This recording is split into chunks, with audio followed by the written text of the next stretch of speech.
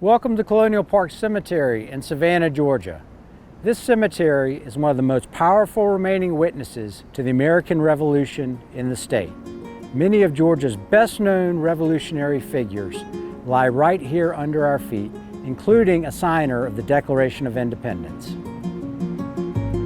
Among those buried here are some of the most important figures of the era. Button Gwinnett, signer of the Declaration of Independence.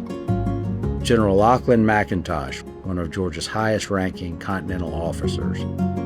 And Samuel Albert, Revolutionary War hero and later governor. Their stories, along with thousands of others, anchor this cemetery in the heart of Georgia's fight for independence. During the 1779 Siege of Savannah, this cemetery stood at the edge of the British lines.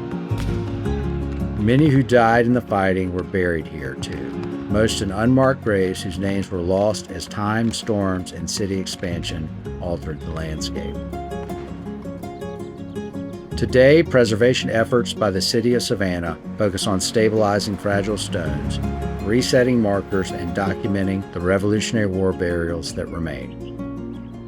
Each restored vault, each repaired headstone helps protect the memory of the men and women who shaped early Georgia. Colonial Park Cemetery reminds us that the Revolutionary War wasn't just fought on far-flung battlefields in northern colonies. There were also bloody engagements right here on Georgia soil. And many of the brave patriots who gave their lives for the cause of independence are buried right here in Savannah, Georgia.